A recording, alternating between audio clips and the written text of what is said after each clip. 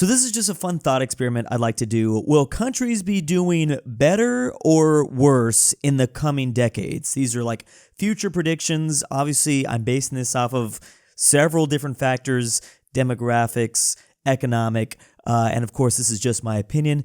Don't forget to leave your comments in the section down below. Let me know if I'm right or wrong or whatever you think. But again, I guess we'll have to check back on this video in like 2 decades. Hopefully, I'll still be making YouTube videos back then. Okay, so first of all, I got a couple different countries. I'm not going to rank all the countries. Some of the countries are grouped together. And yes, it's also kind of an interesting thing here because technically speaking, there's going to be certain categories where these countries are going to be doing worse, and then other categories they'll be doing better. I guess I'm just going to try to look at this as an overall perspective. Will countries, considering everything, be going up or down, coming, let's just say 2050 or 2075 or even 2100? I'm pretty good at remembering demographic projections, and because I literally look at this stuff every single day. I look at maps, I look at data, I review things, I'm doing research. I forget how much random knowledge is in my head. Sometimes I'm just like in my real everyday life, and someone will bring something up, and I'll be like, "Hey, did you know?" And like it'll just all come back to me, and I'll just bring up this random topic. But okay, so to start things off, I'm going to go ahead and start off with maybe a controversial one here, but I feel pretty strongly about this. The U.S., in the coming decades, in 2050, 2075, obviously 2100, like 76 years from now, that's kind of harder to be able to predict once you get that far into projections.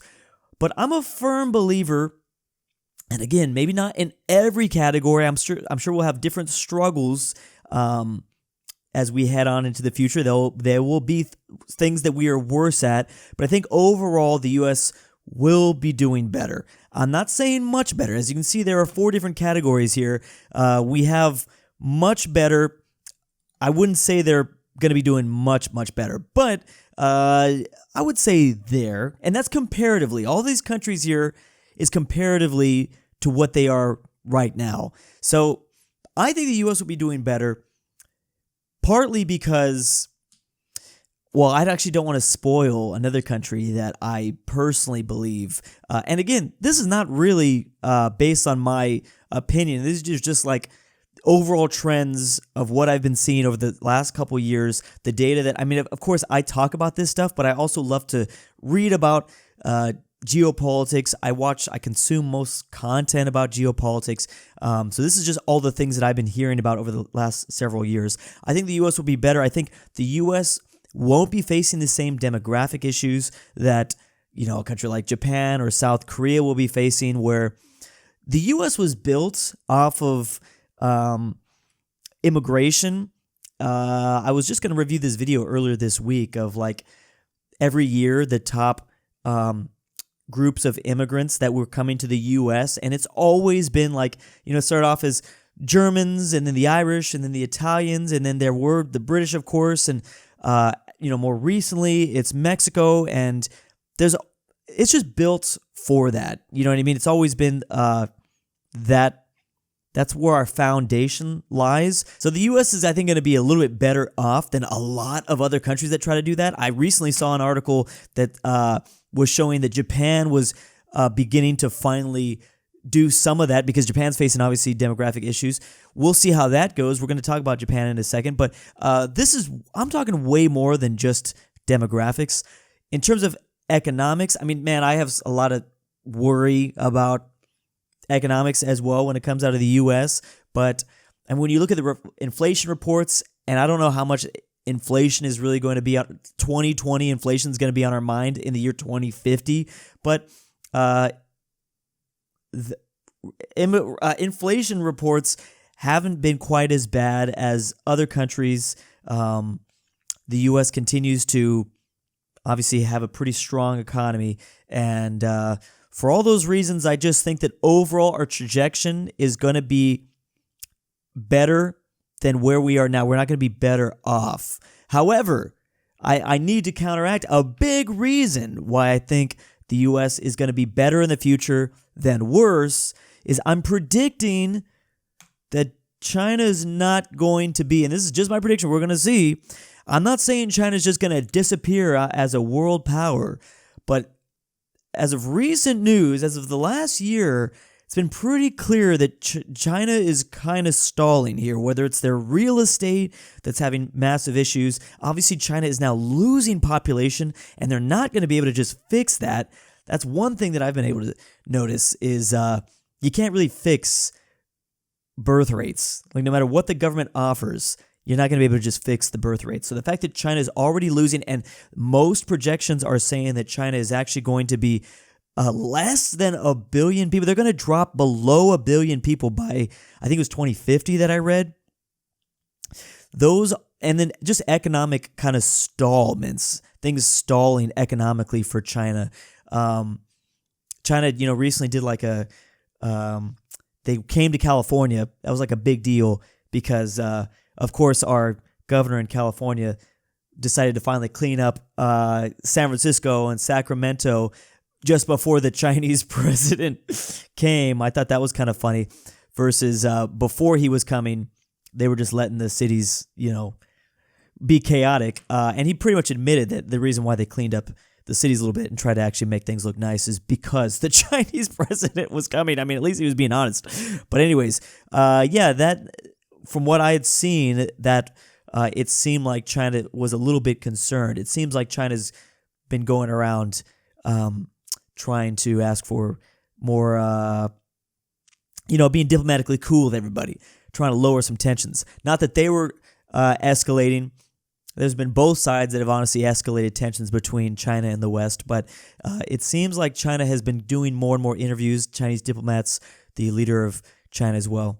I think that they're a little bit worried personally, and I think that they won't be passing up the U.S. economically, and they've got a lot of struggles ahead. So in the future, I actually think they're going to, I'm not saying they're going to disappear. I think they're still going to be a really powerful nation. I think they're going to be a solid second for the foreseeable future. I don't really know who passes up China. China is like a solid second world power, but I don't think that the projections are going to match. I think that they're going to kind of just stagnate off just below the U.S. Now for the EU, man, this is a hard one. I don't really know where I'd project the EU to be because the EU has a lot of different struggles. There's a lot of different things going on at the EU, population, economy. I mean, it's difficult. I mean, I don't really know where to put them, whether they're going to be better or worse off. We'll see if Germany deals with their energy crisis that they're going with. Germany, a lot of reports are reporting that Germany is actually the third economic most, that Germany's passing up Japan as the third most powerful economy in the world. Those are some reports. I don't know if that's officially happened yet, but they're beginning to show that. I would say the EU is going to be better off. We'll kind of see. We'll see where that expands to. The EU has a lot of different issues that they're dealing with, but I'd like to hope that the EU is better off. But they have really, really different issues, and it's going to depend. I mean, maybe the UK will join again. I don't really know. That's where things get a little bit more. I mean, I don't really know the EU political side of things that much, but I want to say they'd be a little bit better off, but we'll see. Let me go ahead and put someone that I think is going to be, in a way, way worse situation in the coming decades. This probably is an obvious one, but I'm thinking North Korea is probably going to be way worse off.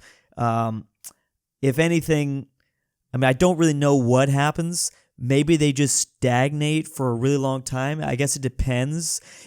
Because of my predictions here, I'm saying that China is going to be worse off in the coming decades. With a worse off China, that means that there's going to be a significantly worse off North Korea. Because without China being big and powerful, their only real buddy, their neighbor, North Korea, is going to kind of be struggling. So I'm projecting that My prediction, and again, I don't really know. We're just kind of having fun with it with geopolitics and things like that. My prediction would be that North Korea is going to have some really big issues if they don't just completely collapse. I would say South Korea, I would like to hope to see a unified Korean peninsula at one point. I would love to see the North somehow, by the year 2100, this is going to take a while. And, this is an interesting topic to think about, but from my own anecdotal evidence from the Korean people that I've actually talked to, people from Korea, there's a lot of people that don't actually want to reunify with North Korea. There's a big movement to not do that, because it's not going to be just like West Germany and East Germany when they came together in 1990. They're going to face way different struggles, even though people love to point to the similarities. Obviously, West Germany was like a democratic nation. East Germany was a communist nation. Same thing. North Korea is the communist nation. South Korea is the democratic nation, the capitalist country. There's way different struggles that these two countries would face on that peninsula. South Korea's got a lot of different issues to deal with. The fact that, 3 different companies? Is it 4, 5, 6? Something like 6 or less companies pretty much control all of South Korea's GDP. Samsung being a big one. So they have different issues to deal with that. Also, they have the worst demographic projections out of everyone. Maybe then, I don't know. Also, funny enough, so does North Korea. I literally saw a video earlier, a couple months ago, earlier this year, of Kim Jong-un crying because North Korean women are also not having kids. So a unification on this peninsula wouldn't really fix demographic issues. It might be able to slow it down. Maybe that's the thing that brings the two together. Maybe they will somehow find some sort of a deal because of the demographic crisis that they're going to face. But I have to assume, because North Korea will be doing much worse in my predictions, South Korea would be a little bit better off. While we're over there, I guess we might as well hit Japan. I have to admit, I feel like Japan is going to be worse. The third most powerful economy, again, if you don't count Germany, Japan is facing a lot of issues, and by the year 2075, first of all, their economy has been stagnant since the 90s. I talk about this all the time, but in the 90s, the U.S., American citizens were most concerned about Japan. It actually is weird how much you go back and look at interviews, how much the American people in the 90s, you can replace China with what everyone is afraid of now with Japan from the 90s. America was really concerned that the Japanese economy was going to pass up the U.S. And I don't even blame them. I really wish I could bring up a video right now to show just the massive explosion the Japanese economy had in the 80s, coming from literally nothing in the 40s, obviously after World War II, and the 50s, and rebuilding, and just the massive economic development they had in the 80s. I don't even blame them for thinking that Japan was going to pass them up. But if you look, ever since the 2000s, they've just been flatlining, and I think, if anything, it's just going to go down because their population is aging. I don't really know how they're going to fix their problem, because Japan isn't really built off of being, they're what are they called? A monoculture. You could describe them as like a monoculture. So how are they supposed to fix their demographic issues? It's going to be really different. Funny enough, another random fact I'll throw out here for you, another random Drew Donnell fact. There's a lot of Brazilian Japanese that are now living. They're called I wish I remembered the name, but something with a K, something like that. These are former Japanese people that moved to Brazil in the late 1800s, early 1900s, and now they're beginning to move back because Brazil has the number one most amount of Japanese people outside of Japan. So some of those people are moving back, and maybe Japan continues to go that route. I think there's something like 2 million Brazilians, I believe, that have Japanese ancestry. Now, not all those people are going to move back to Japan, but we'll see. That's the only really, and that's part of the reason also randomly why Japan is obsessed with Brazil. But it's one of the only groups I can think of that they could maybe can't kind of help slow down, and fix their aging population, but we'll see. Okay, so here's a kind of one I'm going to throw out here. In my opinion, because I got to throw someone in a much better. I think maybe not by 2050, maybe by 2075 or 2100. I'm predicting that Mexico is going to be much, much, much better off. I mean, we've already seen it as U.S. manufacturers have been taking a lot of their production outside of China and putting them into Mexico. You can already really see it in the north of Mexico. Tesla built a massive factory in Monterrey, Mexico, and Monterrey has become this massive economic hub. I wish I knew exactly what city makes the most in Mexico, but Monterrey is a massive. There's so many U.S. companies in Monterrey, and obviously its proximity to Texas. You could just take all that product, drive it straight up to Texas, and then bam. I mean, Monterrey is just perfectly located. I've never been to Monterrey, but I really want to go to Monterrey at some point here. But my projection is that Mexico is going to be much better off. Fun fact, Mexico's also seen decline in birth rates, but they also get migration from Central American nations, also Venezuela. So Mexican citizens are having less kids. I think they're having more kids than U.S. citizens, but they also have migration as well. So you'd be surprised at how much Mexican population is not going to explode in the coming decades. At least that's what the projections are saying, and that's what it looks like. But economically, I think Mexico will be doing a lot better, especially as the U.S. continues to. Because after COVID, obviously, the supply chain issues that we were seeing, the ports being overloaded, we started realizing, we should probably produce more things, at least in North America. And I think that a lot of American companies will probably continue to move to the north of Mexico. And so that's why I'm projecting, and this is just my opinion, I'm going to see, we're going to see about this one. But this is really what I'm thinking. India also is a country I think is going to be doing better. I don't know if I'm going to say much better or better. It's the number one most populated country on earth. It's only supposed to grow even more in terms of population. They face a lot of issues. They have a lot of issues that they need to face, but I don't think they're going to go anywhere. I think they're going to continue to be a really strong nation. I don't know about superpower 2030. I know that's what all the memes say, and that's what a lot of people say. I don't know about the year 2030, but in the coming decades, I think they will continue to do better off. They're going to continue to, their space program landing on was it the moon or something like that? There's just a lot of things that India is going to be doing in the future. I think they will be better off. I'm not sure they're going to catch China in the next 75 years, but I think they will slowly close the gap economically on the Chinese. We'll see. We'll see. Again, I can't wait to come back to this video in like 20 years. I hope that I will remember that I did this video in 20 years. I hope I'll still be making videos in 20 years to see exactly if I called these or not. But some of the examples, some of these things that I'm using are really, these anecdotal evidences are really as of recently. We don't know what future technologies are going to be popping up in the year 2030, so we definitely won't be able to predict anything in 2050, but we'll see about that. I am projecting a lot of Arab countries, a lot of countries that are oil-based economies to be doing worse. So I'm throwing Saudi Arabia, the UAE, Qatar, a lot of those countries that are based off oil. I mean, they literally have shown it that they're trying to change they're trying to move their economy to more of a tourism-based economy, at least get tourism numbers up. That's part of the reason why Qatar hosted the World Cup.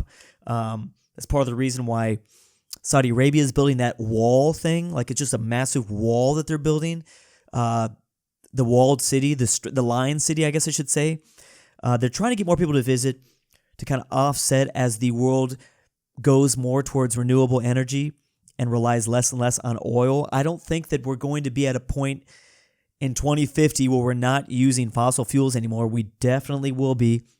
Maybe 2075, maybe 2100, but then there's a lot of projections that we won't even have enough oil.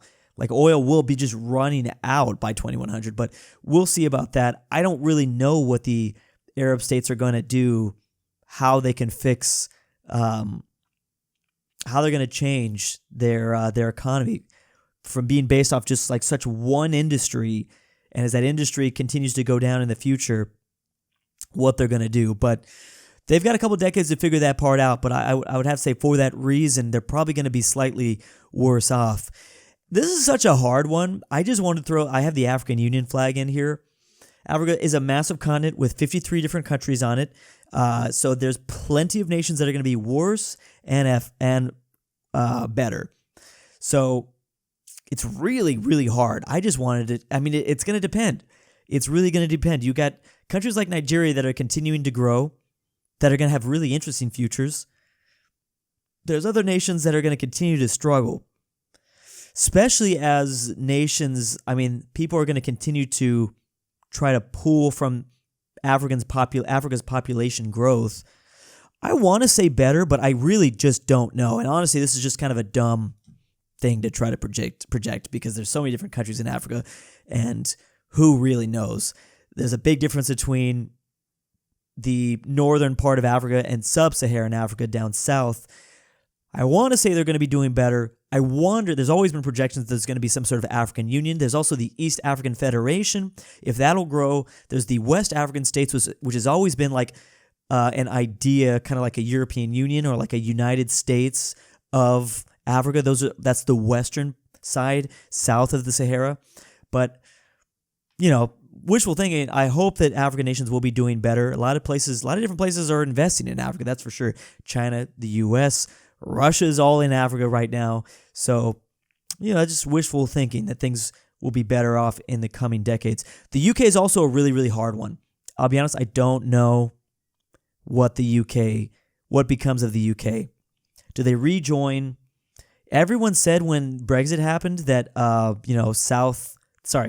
that Scotland and Wales and Northern Ireland would be getting their independence, but here we are 8 years later, and I haven't heard any word about that. Again, I'm an American, so I'm not like ground level when it comes to that stuff, but I don't really know. There's also been talks that the UK are going to try to get some sort of alliance. What is that called again? It's the CANUSC or something, Canada, Australia, New Zealand. It's where the UK forms some sort of like a economic partnership with their former colonies, Canada, Australia, and New Zealand. Those are so far away from each other, though. That's where I don't really know. Or does the UK eventually just join back on the EU? Does the UK struggle? I'll say something right here, just as an American. Again, I have to admit, there's so many people that say that have been saying, oh, wow, the UK is going downhill because of Brexit. And again, we're 8 years later. On the outside of things, looking in, doesn't seem to be that bad. I don't see, like maybe things would have been better if they remained in the EU. I don't know. I have no idea. I don't really have much of an opinion about that topic, but it doesn't look like everything's crashing and burning to me from the outside. Again, my British viewers can correct me on that, but everything looks just fine to me. But I visited London twice. I don't know. Seems fine to me. Anyways, so I don't know. I kind of feel like maybe things will be better. I don't know what the future holds for the UK. I don't know what they're going to do, but after 8 years since Brexit, everything, I'm just saying, like, it just seems fine. So I think, I'm just going to put them in a better off. Maybe they'll figure things out. Maybe they'll become America's 51st state. I just triggered so many people by saying that. But I don't know. I don't know. Better, I guess. I don't know. It feels like everyone the media wants to say worse, but I don't really see it, man. I don't know. Anyways, that's just my prediction. So, yes. And then Russia Russia might be a shocking one here, but I do think that Russia's probably not going to go away, regardless of Ukraine. I'm not worried about Ukraine because obviously, if we're talking in the scale of decades, whatever happens with Ukraine is won't really matter. Well, it will matter, but that's not going to be the topic that we're talking about past the year 2050. I think that Russia will probably continue to be Russia. And I think they will probably continue to be a force. Here's the thing. We don't know if Russia could also make a 180 and just like join the EU or join the West. We don't really know. That's a prediction. Or Putin rules forever, Putin's robotic body.